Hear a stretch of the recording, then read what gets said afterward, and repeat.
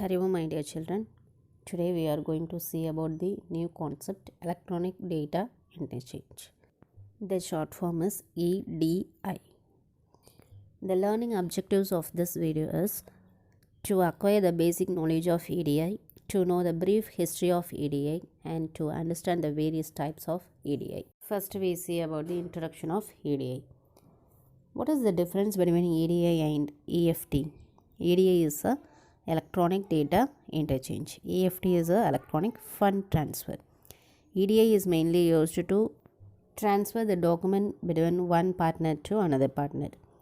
But EFT is mainly used to transfer the fund between one account to another account, which is simply says that EDI is a paperless trade, EFT is a paperless payment. What do you mean by EDI?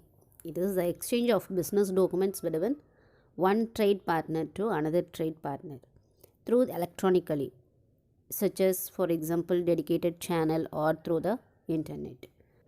Documents such as invoices, purchase orders, advance ship notice, delivery notes, functional acknowledgements, and etc. This transfer directly from the computer of the issuing company to receiving company. Through this process, the number of advantages are there, that is, saving the time and avoiding many errors of traditional communication, that is, on paper communication. EDI was a major e-commerce model which includes data exchange between buyers and sellers, trade partners, and also internal data exchange within a department of a company. Number of EDI standards are there. That EDI standards are accepted by international level, that is EDIFACT, XML, ANSI, ASC X12, and etc. The next concept is history of EDI. Edward Gilbert is called as the father of EDI because he manifested the shipping standardized format during the year 1948. He with his team developed the first standardized system for business documents.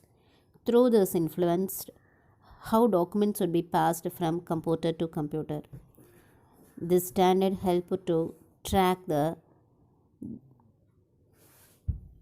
what was contained in the shipment, who was delivering the cargo, while not allowing language barriers or confusing formats to delay the shipment. So, the standardizations made the ordering and shipping faster, more organized, and less expensive. So that in earlier days, EDI documents were transmitted electronically by the use of telex messages, telephone, or radio teletype. Next, we will discuss the brief history of EDI. In 1960s, shipping line, railroads, airlines, and truck companies of USA exchanging the information through electronically. But these messages give some drawbacks. To overcome these drawbacks, after that in 1968, these companies grouped together and find the new EDI standard formats, that is TDCC. The expansion of TDCC is Transportation Data Coordinating Committee. And then in 1975, the first EDI standards were released by TDCC. And then in 1978, TDCC is renamed as EDIA, that is Electronic Data Interchange Association. And then later, EDI was undertaken by ANSI X12 Committee, that is American National Standard Institute. Version is 12. And then in 1985, UN created the new standard EDI, that is EDIFACT, which is spreaded in all over the world. Most widely used EDI standard is EDIFACT. Okay. The next concept is EDI types. These types were classified based on how EDI communication connections and the conversion were organized. The different types of EDI are direct EDI, EDI via WAN, EDI via FTP or SFTP, FTPS, and Web EDI, Mobile EDI. First one is direct EDI, which is otherwise called as point-to-point EDI, which is established by a direct connection between various business stakeholders and partners. This type of EDI is suitable for large business. The next concept is EDI via WAN. The expansion of WAN is value added network. In this type, supports the third party network service providers. Most of the business people prefer this type of network because it protects from the updating ongoing complexities of the technologies. The next type is EDI via FTP and SFTP FTPS protocols, which includes different types of protocols, that is file transfer protocols, simple file transfer protocol with secure, which is mainly used to exchange the documents through the internet or intranet. So it is called a EDI via FTP or VPN or SFTP and FTPS.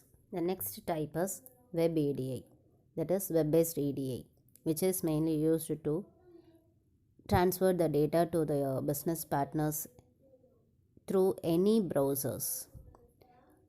So it is very easy and convenient for small and medium organizations. The next concept is mobile EDI, which is transfer the documents through smartphone or some handheld devices. So which is called as mobile EDI.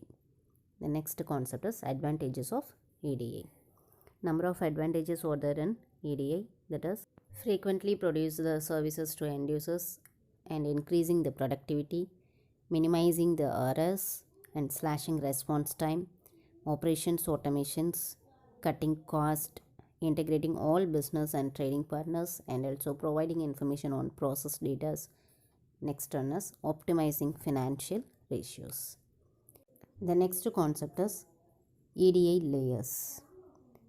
In the EDI architecture specifies 4 types of layers, that is semantic layer, standard translation layer, transport layer, last one is physical layer.